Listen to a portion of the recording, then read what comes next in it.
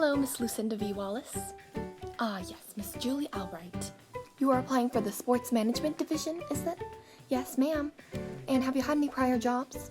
Well, I was a professional basketball player for a while, and then I tried out for the softball team, and I managed the downtown Starbucks. Oh yes, well I do love my coffee. Now, why do you want this job? Well, I love sports, and I have managed a store before, so I thought it would be the perfect combination. Okay, we'll get back to you as soon as possible. Thank you. Thank you.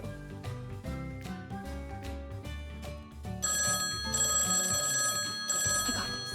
Hello? Uh-huh. Oh my goodness, thank you! See you soon. Bye. Elise, you'll never guess what just happened.